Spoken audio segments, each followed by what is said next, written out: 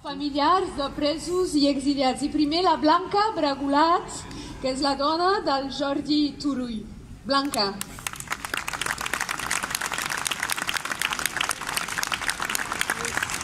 Gràcies.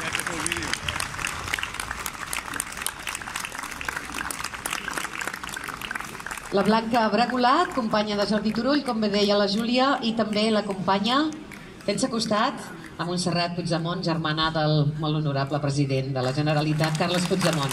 Gràcies a totes dues.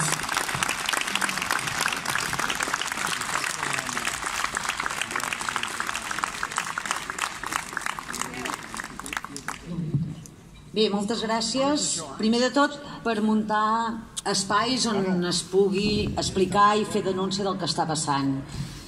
Gràcies per ser-hi aquí a vosaltres i gràcies per convidar-nos i per poder tenir l'oportunitat de ser aquí presents. És veritat que s'han explicat moltes coses, hem vist molts testimonis, perquè hem viscut un any, aquest darrer any, que no ens pensàvem haver de viure mai. Sentíem històries que ens explicaven els nostres avis, els nostres pares, del que havia passat durant la Guerra Civil i la postguerra. I nosaltres ens pensàvem que quedaria això, que quedarien amb històries. I en canvi hem hagut de recuperar les cançons que es cantaven als anys 60 i 70 i són ben actuals. Ara mateix quan cantaven la cançó de les balances sembla que s'hagi escrit per ara. És veritat que l'1 d'octubre vam viure molta repressió. És la clau, ja venia d'anterior la repressió, però aquell dia és la imatge de la repressió. Vam rebre garrotades, veníem d'intervenir, o sigui, després s'han intervingut les institucions i hem vist com molta gent callava quan en d'altres situacions sí que veien justa les causes. I això no se'ns oblidarà, no se'ns esborrarà. Però el que jo crec que sí que també hem de procurar és que no se'ns esborri el que va passar l'1 d'octubre. El poble, com érem, com ens vam mobilitzar de manera pacífica, com estàvem cohesionats, pensant de diferent manera, lluitant per un objectiu comú.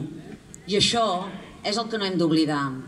Perquè aquesta és la societat que hem de construir. L'hem de construir així, cohesionada i lluitant junts. Gràcies.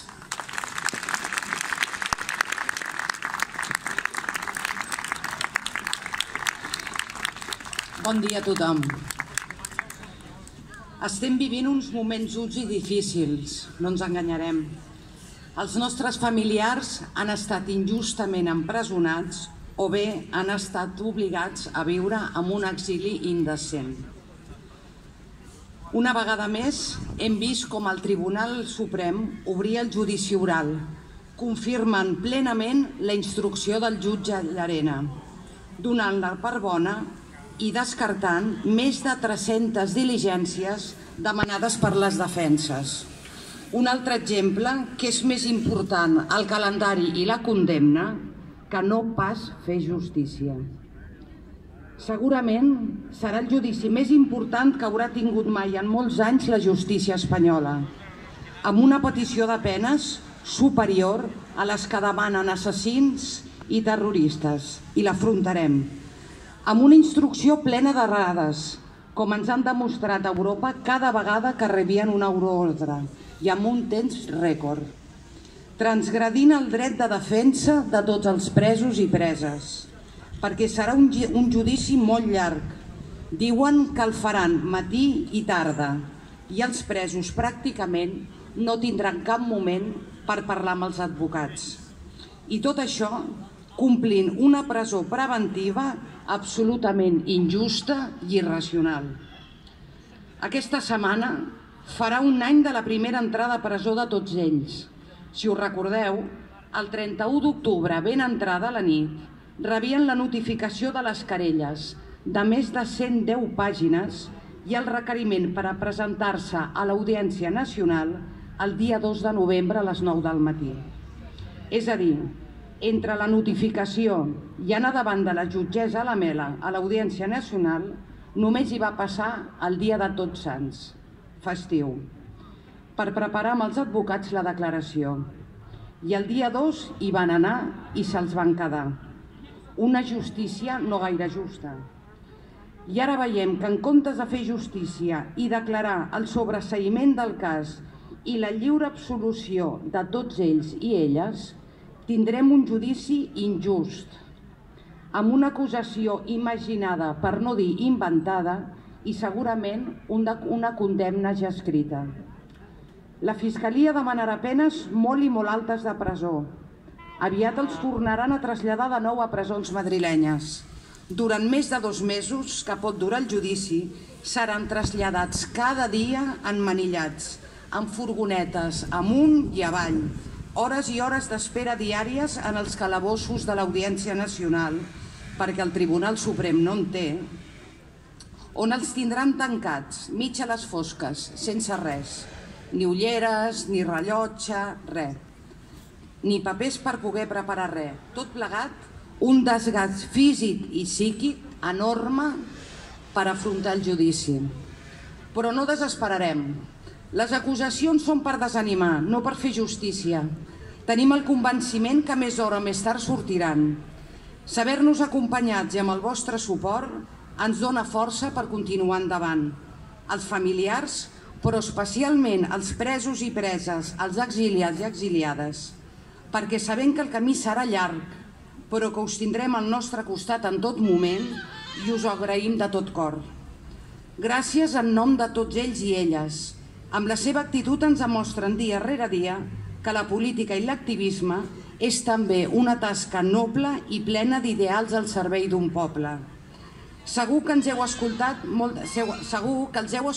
a moltes de les declaracions que vam fer davant el jutge, i us puc dir, en nom de tots ells, que avui cap jutge, cap tribunal, cap estat venjatiu ni cap injustícia els farà renunciar als seus ideals, fermesa i dignitat.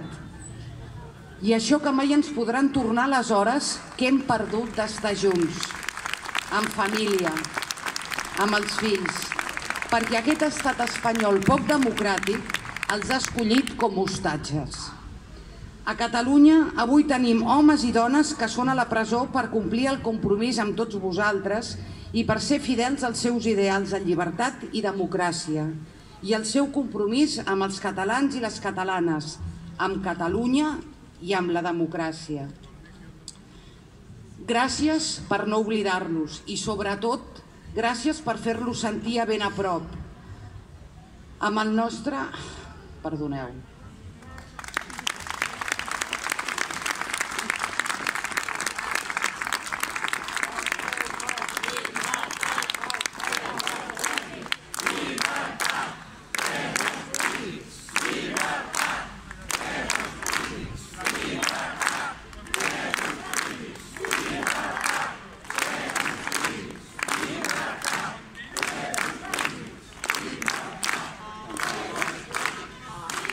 Gràcies per no oblidar-los i, sobretot, gràcies per fer-los sentir ben a prop nostre amb el vostre escalf, solidaritat i estimació. Gràcies.